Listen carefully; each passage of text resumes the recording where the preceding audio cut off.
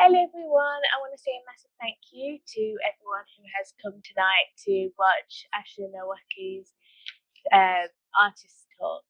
If anyone would like to ask any questions or make any comments, please make sure to use the chat feature on all attendees and panelists. If you would like to ask questions and make comments anonymously, please use the Q&A feature. We have the incredible Asha here today, who has some incredibly interesting artworks on display in our current exhibition, Human Mind. A little bit about Asha.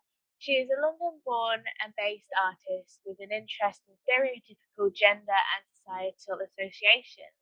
Studying sculpture at Camberwell College of Art and Sir John Cass in London encouraged the joining of sculpture and performance. A recently occurring spin-off into various creative tangents has enabled a progression of practice into previously unexplored areas. So over to you now, Asha.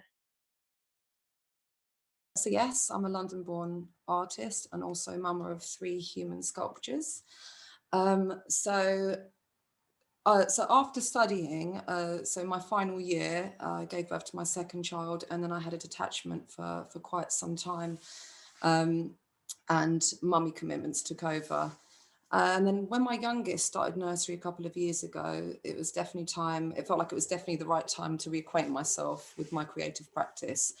I knew I had to adapt my work in terms of being able to work at home, but I didn't have access to a workshop or a foundry or studio or anything. But I knew I wanted to maintain my sculptural kind of essence. And because I always worked large scale, I knew I couldn't work in the scale that I always worked at, but so I knew I needed to adapt, but I didn't want to compromise completely. I've always been interested in creating objects which take on a specific gender role and play out stereotypical gender and societal roles and behaviours, which are then dramatized and intensified in a playful manner. My making process has always been quite an obsessive outlet, which I know is quite a common thing for artists.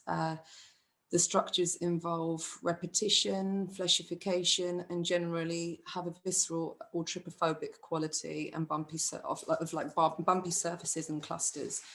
Being seriously trypophobic myself, this seems to be a way to face my phobia and try to embrace it.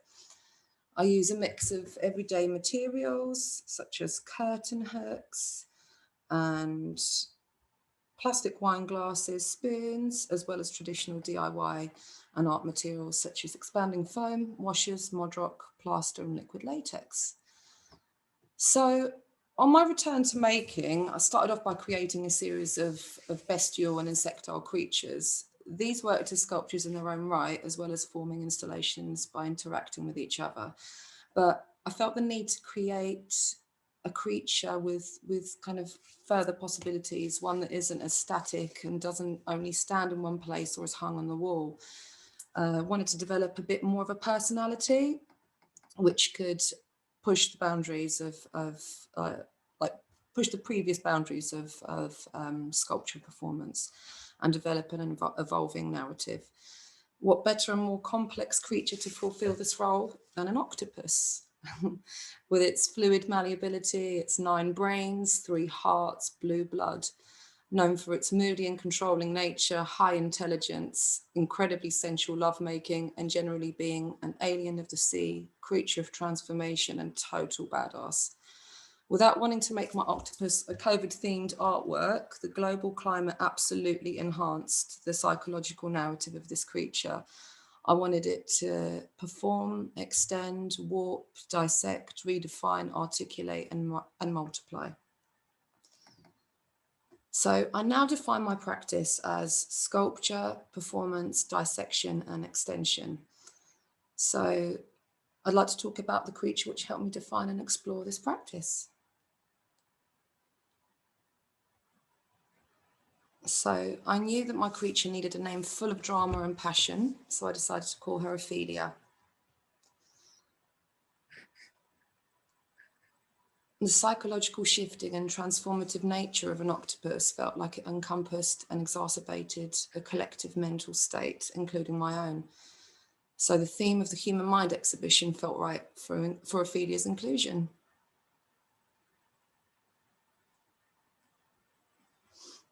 I submitted 5 pieces for the exhibition, and these were Ophelia Unrestricted,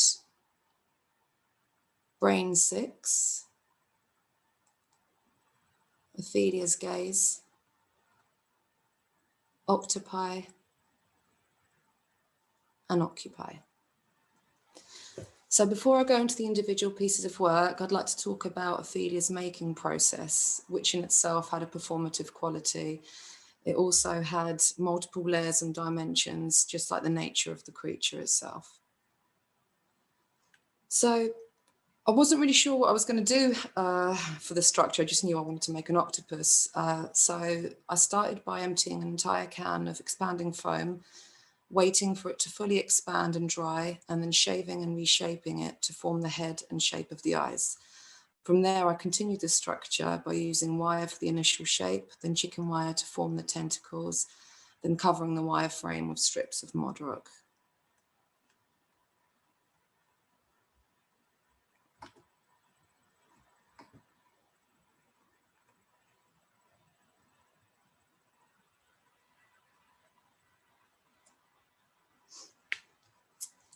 I also knew that I wanted to make the underside presentable, as I'd kind of envisaged Ophelia's display position possibilities as being quite versatile, her being displayed on the floor or against a wall, on a plinth, table, or being suspended. So after covering the frame in mod rock, Ophelia was ready for the skin, which was going to be the most arduous and lengthy process by far. So I started by creating the skin for the head using washers, various sizes, and copper curtain rings, which leaked into the latex, creating a kind of old school, rusty, nautical look, kind of like a classic submarine style. The skin was thick, as this was the central part and needed to be substantial with the greatest density of rings. So I poured the clear and milky liquid latex onto smooth and crumpled surfaces. I've got a large acrylic square, which I used as a smooth surface, and the crumpled surfaces were used on cling film, plastic bags, bin liners, all that kind of stuff. I then sprinkled ground coffee and washers into the liquid latex. And yeah, it just took up every single surface in my house with substantial drying time in between. So yeah. So the crumpled surfaces generally needed talcum powder to peel off the latex, but the smooth acrylic surfaces meant just peeling it off powder free. Definitely the best and most satisfying part by far. So the larger parts of Ophelia, so the tops of her tentacles and her head, the latex was patch attached with pins, and it was a thicker latex that needed the powder. The thinner parts needed the powder-free, kind of off the acrylic, satisfying thinner latex, so it would easily wrap around and stick around the structure. And then the skin was brushed in between each layer with the liquid latex, and it was just layer upon layer upon layer. So the octopus was placed on my kitchen table for the next 3 months, ejecting my children from their regular breakfast spot. And most other available surfaces, as I said, in the house were used for pouring latex. So these spaces were also taken over with Ophelia-ness.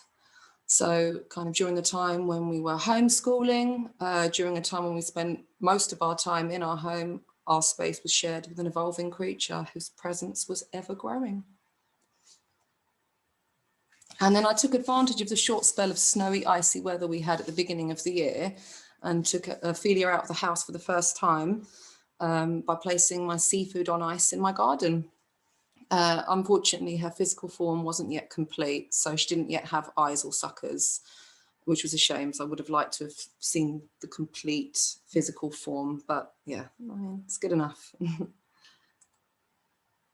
And then after the many layers of latex were complete, it was finally time for the eyes. So these were made from a split Christmas bauble, but this part took me the longest to get right. So it took a good few attempts, and each time it involved kind of gouging out the eyes, out of the sockets, and then trying it again and kind of remaking it and doing that each time. So that was really frustrating, but quite strangely satisfying as well. So I formed the rectangular pupils using thin strips of latex and then painted layers of latex onto the rest of the bauble, adding blue ink and circular patches of latex. I needed the eyes to retain gloss, so I brushed them with clear resin as latex ages and mattifies really quickly, and I definitely wanted them to stay glossy. And then the suckers were made from rubber grommets of different sizes and were pinned onto the tentacles and underside. This meant getting my thimble out. It was a very painful experience and definitely the least enjoyable. It took forever, and it was just pin after pin after pin. And even with the thimble, my fingers, yeah, not fun. So months after occupying the kitchen, Ophelia's physical form was finally complete. So her movable approximate dimensions are 160 by 45 by 140 centimeters. So now I'm going to talk about the individual pieces in the Human Mind exhibition, as well as others relating to this mollusk body of work and its ongoing narrative.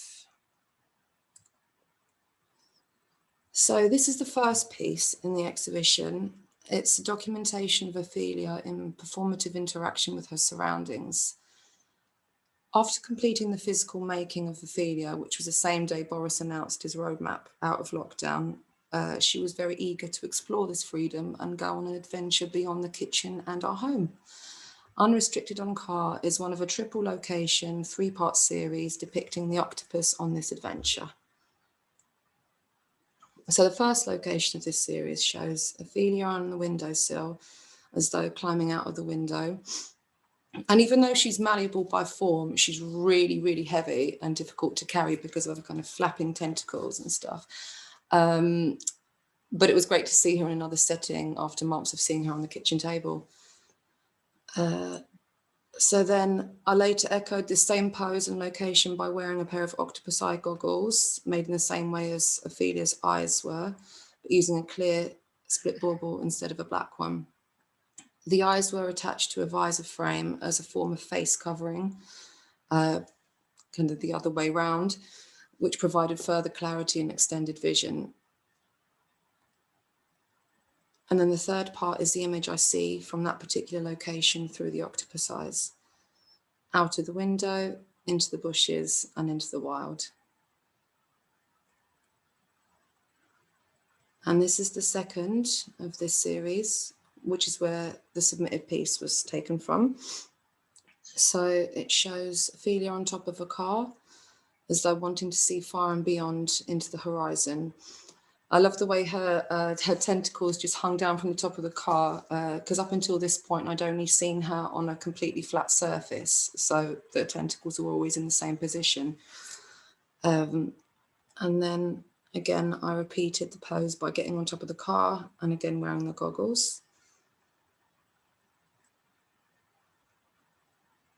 And yeah, and this was the image through the eyes from that location. So over the fence, forbidden territory. This is my favorite one out of the three. Like I said, because of the tentacles, and also because I had a reason to get on top of my car, which was quite cool. So yeah. And then the third location shows Ophelia in the middle of the road, as though wanting to continue on her journey and exploration. And then my repeated pose in the middle of the road, wearing the octopus eyes. And again, the image seen through the goggles, road ahead, further afield.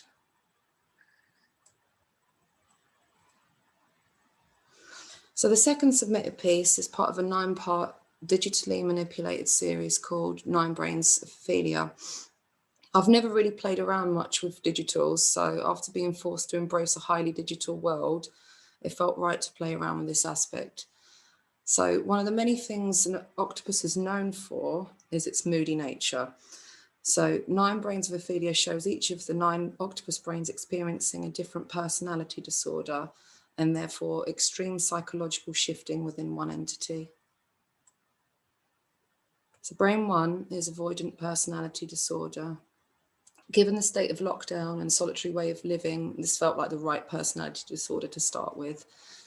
This brain is about social anxiety, ineptitude, inhibition, and feelings of inadequacy, and a sensitivity to rejection. Brain 2 is histrionic personality disorder with excessive attention-seeking behaviors, inappropriate seduction, and an excessive desire for approval. This brain is lively, dramatic, vivacious, enthusiastic, and flirtatious, and it's also predominantly female disorder. Brain 3 is obsessive compulsive personality disorder. It presents a need for extreme perfectionism, order, and neatness, with a severe need to impose standards on the outside environment. This brain is rigid and ritual-like. Brain 4 is schizoid personality disorder. It presents a lack of interest in social relationships, has solitary or sheltered lifestyle, and this brain is secretive, emotionally cold, detached, and disinterested. Brain 5 is fragmented personality disorder. It has 2 or more distinctive personalities. It feels uncertain about who it is, and it feels disconnected from itself and the world around it. And brain 6 is narcissistic personality disorder, and this is the one that I submitted for the exhibition. The negative traits of an octopus are associated with arrogance and self-assurance. This brain has an exaggerated sense of self-importance. It has a sense of entitlement and requires constant, excessive admiration. Brain 7 is dependent personality disorder. This involves difficulty being alone and avoidance of personal responsibility. This brain lacks self-confidence and has trouble making decisions. Brain 8 is antisocial personality disorder. This is having a tendency to antagonize, manipulate, and be callous, and showing no guilt or remorse for this. This brain shows no regard for right and wrong and ignores the rights and feelings of others. And then finally, brain 9 is paranoid personality disorder.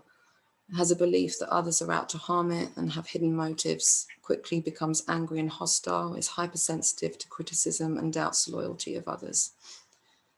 So these 9 brains and aspects of their disorders would then play a part in the forthcoming narrative. So the third piece I submitted for Human Mind was Ophelia's gaze. These were the goggles worn for the repeated poses in the Ophelia Unrestricted series.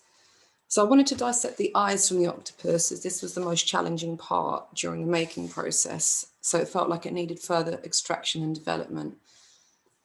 Ophelia's gaze is a depiction of how the lines between art and artist can become blurred and all-consuming, attributing characteristics of the sculpture's physical form wearing a pair of octopus eyes.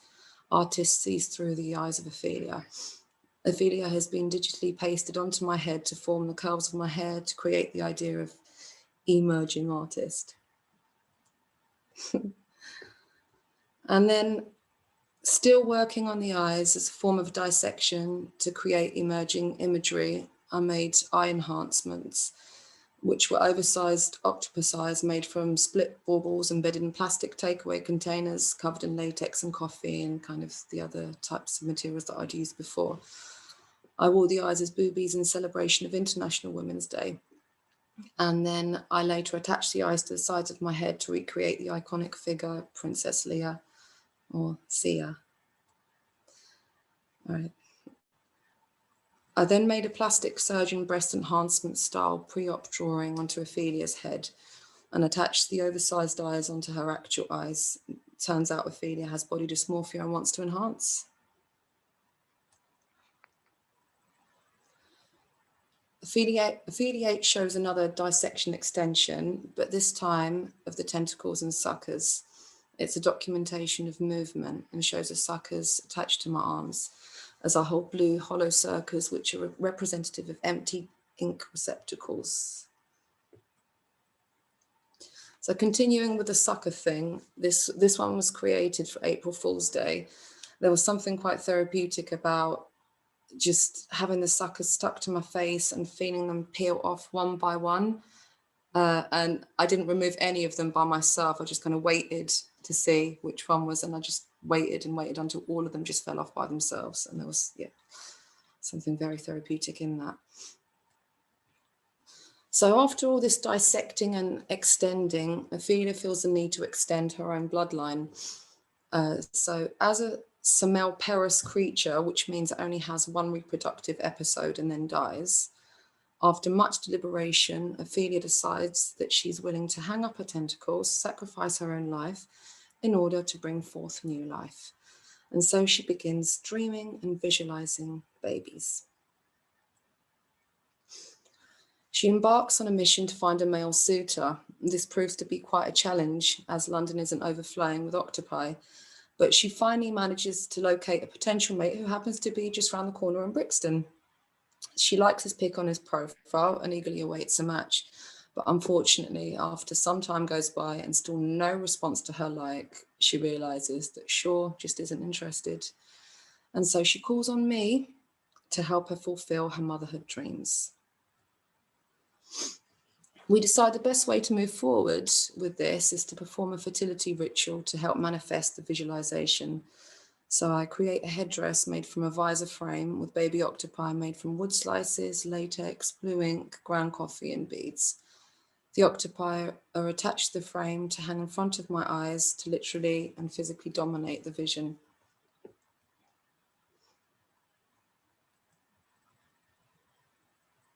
So these pieces are also in my submission.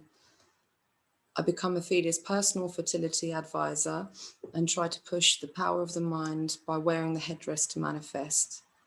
The more you see and envisage, the greater the chance of it becoming reality. Ophelia stood with me as part of the ritual to unite the force of the manifestation. We then repeated the ritual by swapping over and Ophelia wearing the headdress.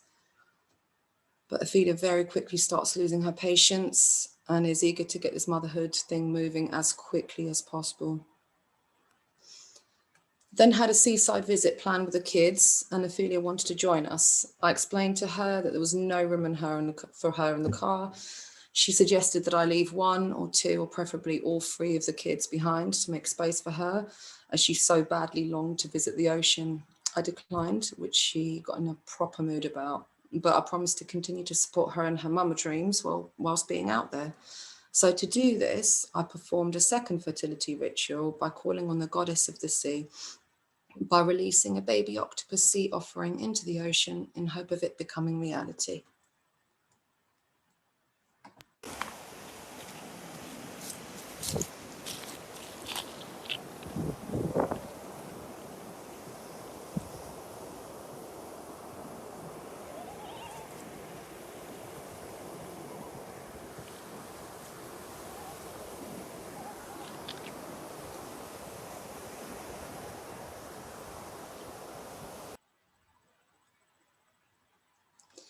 So despite her being so far away, I could feel her yearning from a distance.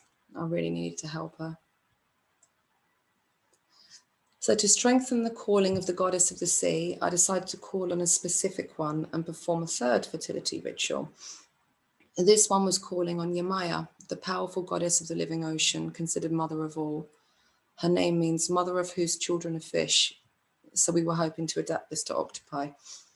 To perform the ritual, I needed a pomegranate, honey, and a piece of paper, but in this case, a piece of latex with Ophelia's name written on it. The pomegranate was to be sliced, the two halves smothered in honey, with a piece of latex with the name stuck between the two halves, then put back together and sent out to sea.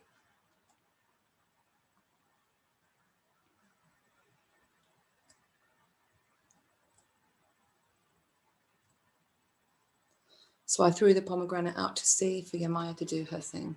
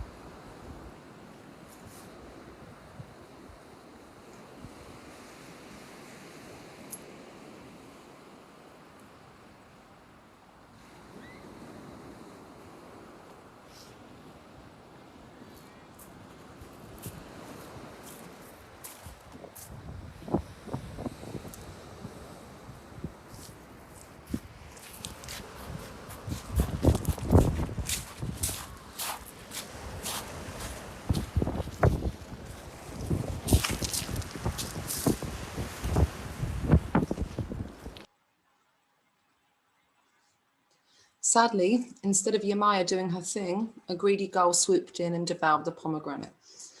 After learning about yet another fruitless ritual, Ophelia was fuming. Ophelia had a brief slanging match with the gull over the phone, and when we got back from the seaside, I tried to encourage her to let go of the bad feelings, as this level of negative energy and stress can be all-consuming and not good for the health at all. She tried to let it go, and we decided to give it one last shot with a fertility ritual thing, this time on a grander scale, to really push the fertility vibes. This meant having to make many more baby octopi in preparation. So this was done using the same process as before, laying out multiple wood slices with bead eyes on acrylic, pouring over with the liquid latex, blue ink, and sprinkling ground coffee. Waiting for it to dry, then cutting into it and twisting and shaping the latex to create the tentacles.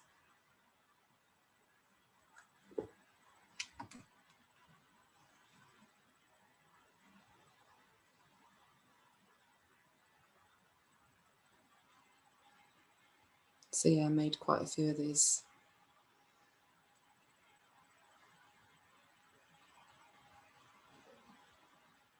And even though they were based on the same pattern, I loved the way that each one was different.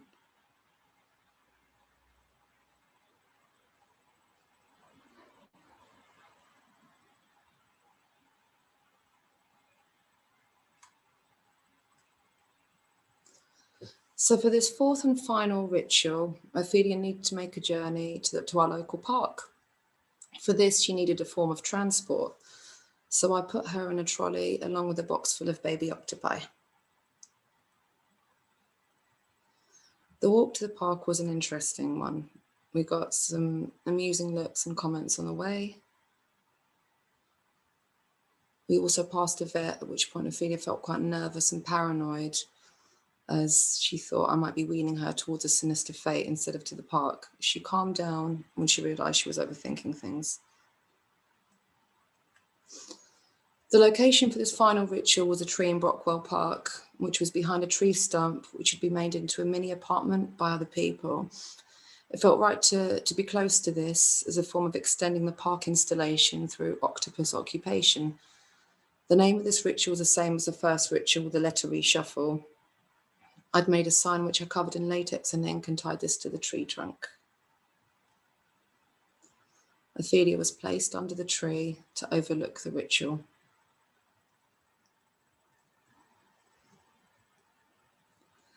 I hung the multiple baby octopi on the branches of the tree in a pagan-like ritual, one celebrating new life in the season of rebirth.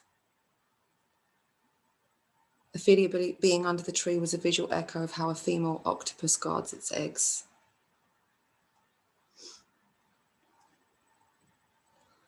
The babies remain hanging on the branches of the tree in Brockwell Park, but Ophelia was wheeled back home to go back to her regular spot on the living room shelf unit.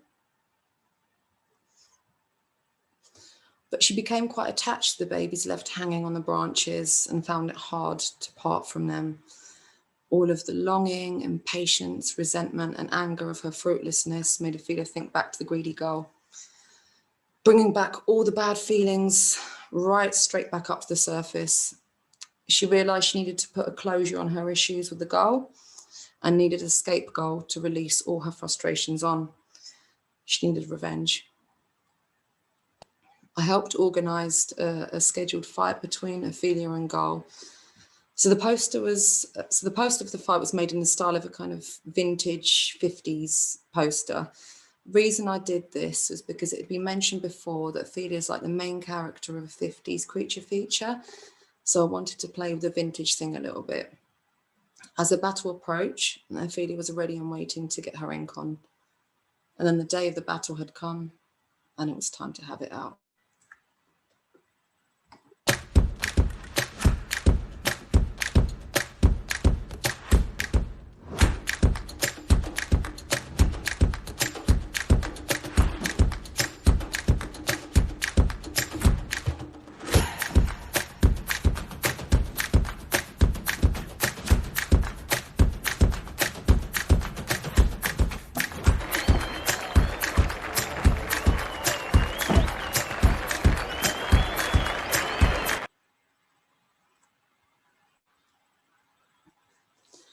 Despite all of Gull's mouth before, when it came to the crunch, Gull was paralysed with fear. The battle itself was short and sweet, leaving Ophelia to stand victorious as Gull was left splattered in octopus ink. I thought Ophelia had finally got it out of her system after the fight, but unfortunately, or perhaps fortunately for Gull, she still wasn't satisfied or finished with the vengeance. The release had ignited a feeling of wanting more. Gull well and truly had the blues, as a further layer was added to the inked bird by covering it with blue liquid latex.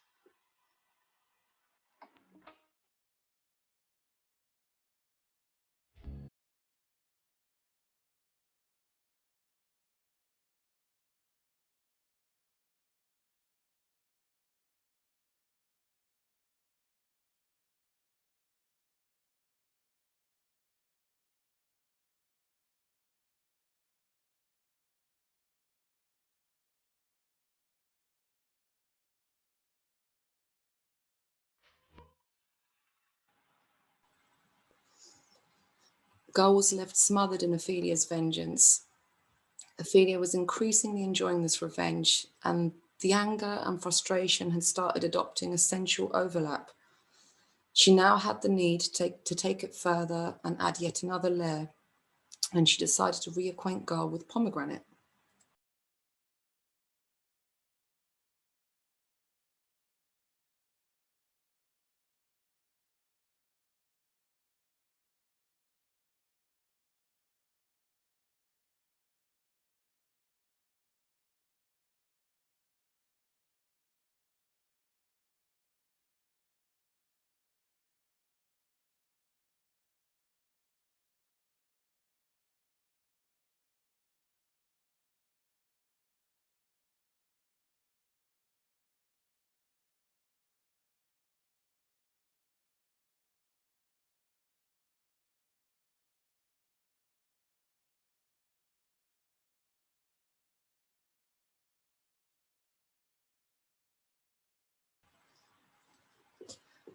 Gull seems to have succumbed to her fate and doesn't fight it, instead complies and gives in to the crush of seeds and juice all over her.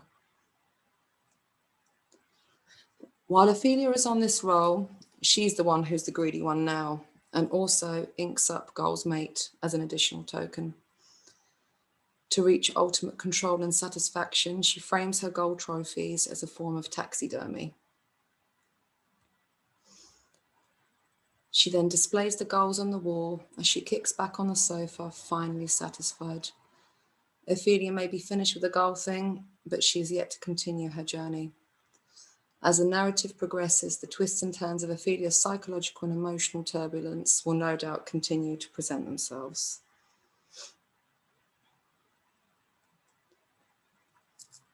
So Ophelia's story so far shows aspects of all 9 brains and the corresponding personality disorders at play. And although the narrative is playful, it also shows how thoughts and longing can escalate into obsession, aggression, and the need to punish and control. An octopus is a creature which exerts power and control.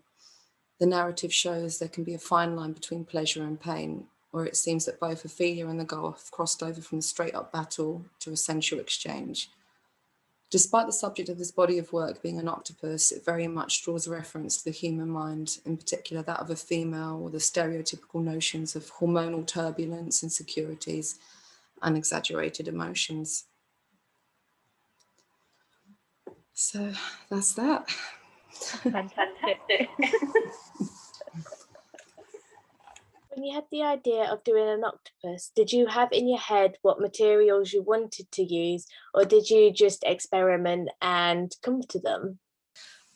It was all pretty organic, actually. Everything was completely free flow. I knew I wanted to make an octopus, but then it just evolved. There was no real plan. It just happened, just right from the very start with the expanding foam. Wasn't really sure what was going to happen with that. And after I kind of shaved it and yeah, so yeah, no plan. It just evolved. It's fantastic how playful the series has been. So it's been so exciting to watch it all unfold, and I can't actually wait to see what happens to Ophelia. Does she get a baby? Ah, You'll see. This is it. Yeah. No, I mean, I've got like a vague story in mind. I mean, a lot of it is like I said, kind of organic and free flow, and it just kind of, and day by day, and it just evolves naturally. But then other parts of it, I'm kind of a couple of weeks ahead, and I'm thinking, okay, so this is what's going to happen, but sometimes I'm not sure exactly at which point that's going to happen. But yeah, so it's evolving. Yeah. Did you have more fun in the making of the octopus artwork or making of the narratives? Or doing the what? Sorry. The narrative.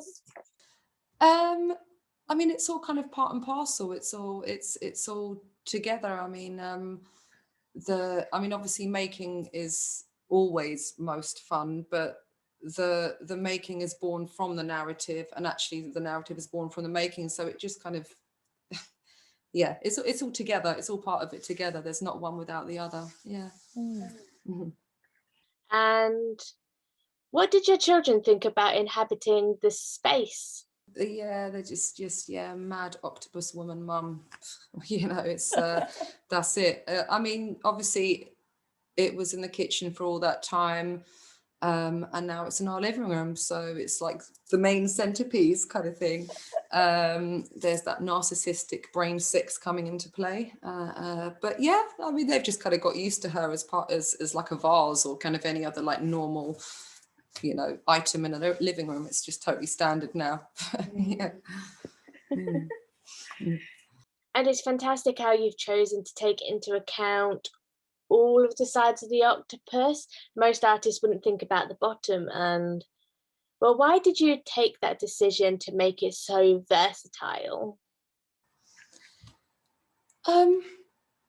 It's like I said, like with the other pieces that I'd made before, they literally, I mean, even though they had like a visceral quality, because I used to melt plastic wine glasses, and I never knew, it was very unpredictable, so I never knew which shape they would kind of mold into as they melted. So they had that kind of malleable visual, but they weren't. They were hard. They were static. So I did want her to be versatile and have many different possibilities, not only in terms of the physical positioning, but the different angles it would take me on. I mean, I knew that like once I made her, it wasn't just going to end with a sculpture. Okay, that's it. She goes on the shelf, done. I knew it was going to spin off into all sorts of kind of tangents. But yeah, and it's yeah, it really has spun off, and it's been fun. It's kept me sane anyway. So yeah, that's it. And did Shaw have a particular personality? He's just a bit of a dick, really. Yeah, I mean, I don't think anyone's good enough. I don't think he actually ever swipes like on that app. So yeah, I think he's just too good. He thinks he's too good for anyone. And Ophelia, I think Ophelia got a lucky escape there, because she's way too good for him. So She is. yeah, that's it. Yeah. And on the recycling side, along with art materials, how did you come to the idea that you wanted to use recycled household objects? I mean, it's always really kind of been a thing. Like with the takeaway containers as well, and I mean with the takeaway container boobies, that kind of had the whole thing of a woman kind of being quite disposable as well. There was that sort of aspect to it, and I mean, just seeing the plastic all over the place, it's got to be reworked somehow, right? So yeah. I mean, I haven't always recycled as such. I've, specifically bought stuff, like with the plastic wine glasses that I was using from the other work. I specifically bought that as opposed to recycling ones that I already had. So, it's kind of a bit of both.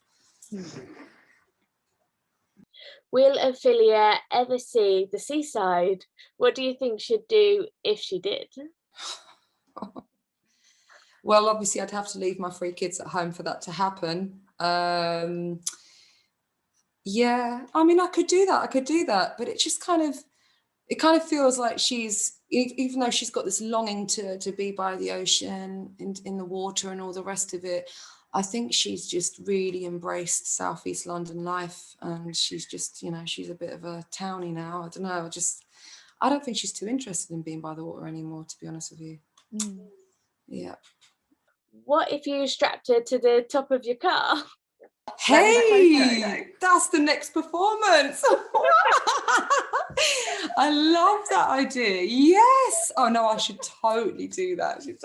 Yeah. Because that's like an extension of the car thing anyway, of the car thing anyway, but obviously actually kind of moving the car with her. Yeah, I'm doing that. Maybe not quite as far as the seaside, but maybe to another part in London. I don't know, or a lake or something. Yeah. Great. Yeah, that's a wicked idea. I love that. Nice. Do we have any other questions? Were there any emotions you felt when creating the installation? So the installation, as in the park installation, or Ophelia the sculpture, or I mean, the whole creative process has been full of emotions, and actually it was the only thing that kept my emotions actually leveled at a time where they really needed to be leveled. Lockdown, homeschooling, if I didn't have that outlet, I think my emotions would have been a lot more extreme, actually. Yeah. And how long has it taken you to do the whole project so far? So I started at the beginning of January, and what are we now? I don't even know. Where are we? May? May. Yeah, so we're May. So it's been January, February, March, April, May. So yeah, 5 months, almost 5 months. And like she's got a few more little adventures and kind of stories to tell. And yeah, see how it goes. See how it continues. That's fantastic. I would urge everyone to follow the story. Thank you so much, Kirsty. As I said earlier, thank you for including the work in Human Mind, and just thanks. And thank you for doing this artist talk tonight, and thank you for being a part of the exhibition. Your work fits the theme of Human Mind so well, and fits so well with everyone else's artwork that has been chosen. Thank you to everyone for coming. There is more artist talks this week. We have one on Thursday evening, one on Friday evening. Maureen Gillespie has been rescheduled to Friday evening. So if you did come last night, please make sure to come on Friday night. Next week, we have talks Monday to Thursday, 7 till 8 p.m, one a day again. And tomorrow is episode 3 of Finding the Why podcast via Zoom. It's free to attend, but it is a ticketed event, so please do make sure to check that out. A massive thank you to everyone for coming, and thank you so much to Asha for coming on tonight and doing this artist talk. This will be uploaded onto YouTube later on. Thank you so much to everyone for coming. Good night, and I'll see you soon.